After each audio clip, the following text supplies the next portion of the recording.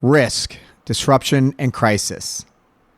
Every leader has faced one or all of these, but few are able to call upon past experiences to navigate through each and emerge stronger with a greater degree of confidence that their actions will actually result in impact and be ready for the next one in the volatile world we live in. That's where Resilient, this podcast, comes in. During the past 10 podcasts, I have gained such a deep appreciation for what a leader absolutely has to consider, the approaches they weigh, and the ultimate steps that they have to take to overcome the big and even the small disruptions that impact themselves and their organizations. I have to tell you, I have been incredibly fortunate to talk with former and current CEOs, board members, risk and crisis leaders about their personal experiences. And each of these leaders come from different backgrounds, both personally and professionally, and led through a diverse array of circumstances. However, the insights and the lessons learned from each of these individuals remain universally applicable to successfully leading through any type of crisis event. In this podcast, I mine the wisdom of these leaders and share the nuggets. Share your own favorite lessons learned by tweeting me at mkearney33 with the hashtag Resilient Podcast, or send me a LinkedIn message. That's Mike Kearney, last name spelled Kearney. And as always, you can tune into the full podcast on Deloitte.com or your favorite podcatcher, keyword resilient. And now for the top insights. For my first episode with Bill Roper in sunny San Diego, Bill was a former VeriSign CEO who shared his perspectives on life in and out of crisis. My key takeaway is crisis can act as a catalyst for positive change. Oh, yeah. Well, first of all, nobody chooses a crisis as their change agent, right? Absolutely. But sometimes it chooses you. And a sense of urgency and a mission always can drive the right things to happen faster. If you manage it right, it can help choose priorities. It can force you to make critical decisions that have been on the table but left flapping in the breeze, so to speak, to make them quicker and to go with them. So I think in a critical environment, and it actually doesn't have to be a negative crisis. It can be a crisis of too many opportunities and too much growth and you just can't do it all. And I've been in those situations. Driving change and taking advantage of it is rewarding and fun. I'd also say, you said, what good can come out of it? This sounds a little Pollyannish, but I firmly believe that in most situations, and in VeriSign's case, I would make the case that it was, that by and large, a lot of good came out of it. A very healthy, very focused, very quickly growing company came out of the former company that was very slow growing, erratic on revenues and profits, and defocused. And even those businesses that were sold, by and large, found better homes, better for the business, better for the customers of that business, and better for the employees that were involved. And it brought out a lot of very good team players at VeriSign who were able to exercise their strengths in a way that, made them a lot more comfortable in their capabilities as managers. Then from Eric Pillmore, former SVP of Corporate Governance at Tyco, who I spoke with on rebuilding trust after crisis in the beautiful park in Charlotte, North Carolina. My key takeaway, be honest and transparent. Be transparent, get to the bottom of the facts, leave no stone unturned. I think human nature tells us don't look there, but I think, to be honest, over time, those things are going to come out. Get to the bottom of them as quickly as possible. We had one example where we uncovered a very significant multi-billion-dollar write-off right before it was time for Ed to make his initial kind of engagement with Wall Street in the spring of '03. And it wasn't the news we wanted to roll out, but we rolled it out that day and the stock price actually went up. So that tells you what investors are thirsting for in a turnaround. And looking over the Hudson River in Manhattan with Daryl Brewster in his capacity as a former turnaround CEO of Krispy Kreme, my key takeaway: success is not only measured by financial achievement. Remember to think long-term and not just about the immediate future. I think that at the high level, the idea that we really not only saved the company, but put in the framework and the longer-term plan that, the next round of management just took to yet another level, I thought was just something that I can really do. And we did it while cleaning up a big mess, and I think we did it, in the right way. We never missed a day of trading in the New York Stock Exchange. We were close. We did not go bankruptcy, although the first question at our first annual meeting, we hadn't had one in several years, was, when are we coming out of bankruptcy? So we never went in because there was all the stuff that that floats around business in these situations. So I'm really proud of how the team really stepped up as a team and took on some immense problems that weren't their doing, and led to some really remarkable results and saved a business that continued to prosper beyond that. And I continued the dialogue in episode 4 with Daryl, now in his capacity as CEO of CECP, where he and many of the world's most influential CEOs are leading the charge to make a difference to corporate societal engagement. He shared his view on purpose-driven organizations. It's great to go out there and make some money, and there's nothing wrong with that. But how do you live a life of honor, and how do you leave the world a better place than when you got here, and do that while you enjoy it?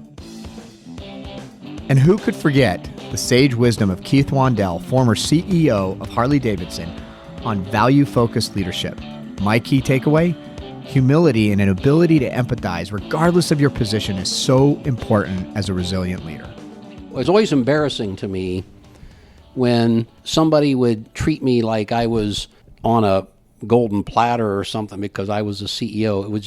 It was embarrassing because, we're all just people. We're all made of the same stuff. We all care about the same things. We all have the same issues to live with in our lives. And I think if, we all help each other more in those ways, then we can all just be better. The companies can be better. And you know what? I think going back to the quote, people will run through barbed wire for him. That's why. Yeah. That's why. It's how you treat them. The next one comes from Jackie Rice, Target Chief Risk and Compliance Officer, who reflected on her experience in creating a smart risk culture. My key takeaway: don't fear change. It's okay to fail and learn from failure. Historically, there may have been a feeling that the company was too risk averse. And so how do we equip our teams to feel comfortable taking risks, failing fast, learning from that, and then, again, hopefully taking the next risk in a smarter way? The beautiful thing about where we are with our program at the moment is because we are evolving, we can try different things. And we can try it, and if it doesn't work, that's okay. As long as we learn from it and bake those learnings into whatever we decide to do next. And so applicable in today's uncertainty, Barry Salzberg, former Deloitte Global CEO. My key takeaway: there are upsides to downturns. You don't indiscriminately make a $300 million investment. You don't go out and buy a company just because the best baseball teams are made in the offseason. You don't do it during a recession just because you want to say you did. But if the opportunity presents itself and you can create an opportunity that matches the strategic imperative of your organization, it's a pretty good time to make an investment. You got to have the staying power, the patience, the courage, the wherewithal to be able to withstand some deficiencies associated with your investment, because not everything goes perfectly by any stretch. But if you are, and you have that strength, it's a pretty good time to make a proper investment. And I continue the dialogue in the next episode with Barry Salzberg, now in his role as mentor and educator, where he talked about leading by example. My key takeaway: know yourself and your values and live by that.